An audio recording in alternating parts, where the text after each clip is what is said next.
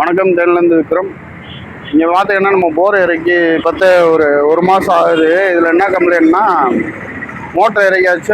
அதாவது 150 அடி போர் போட்டிருக்காங்க. நம்ம 150 அடி இறக்கியிருக்கோம்.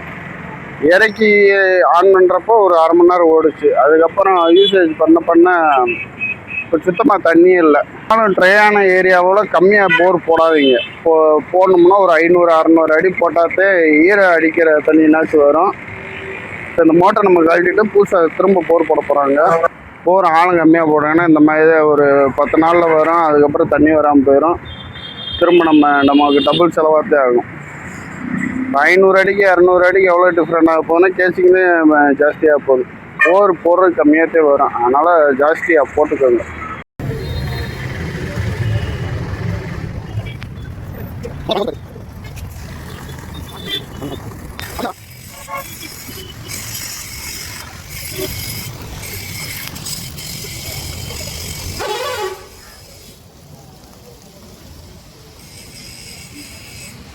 பார்த்தீங்கன்னா இந்த மோட்டரை தூக்கிட்டோம். இது என்னன்னா 180 அடி போட்டிருக்காங்க. 60 அடியிலே தண்ணி இருந்துச்சு.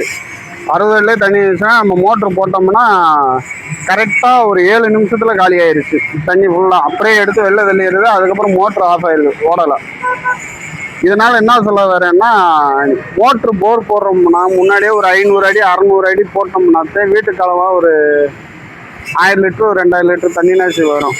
இப்போ இதுக்கு மேலே அடிஷ்னலாக போகிறதையும் போட போகிறாங்க. ஆனால் என்ன ஆக போகுதுன்னா, மோட்டரை எடுத்து யூஸ் பண்ண முடியுமான்னு தெரில.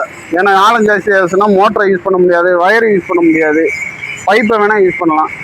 ரெண்டாவது இது முதல்ல ஒரு 30,000 செலவு பண்ணிப்பாங்க. இப்போ ஒரு 50,000, 2 செலவாகி போயிடும். அதனால் போர் போடுறது கரெக்டாக பார்த்து ப்ராப்பராக போடுறது பெட்ரு. 1க்கு 2 செலவாகி போயிடும்.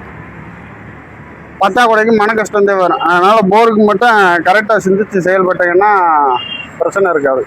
நம்பர் தான் ஒரு ஆந்திரே இன்னும் எலக்ட்ரிக்கல் ஒர்க் வச்சுருக்காரு. நாங்கள் fine touch interior and electrical works ஹெல்ப்புக்காக கூப்பிட்டாரு. நாங்கள் வந்திருக்கோம். எதுனாலும் நம்மளுக்கு கான்டாக்ட் பண்ணுங்கள்.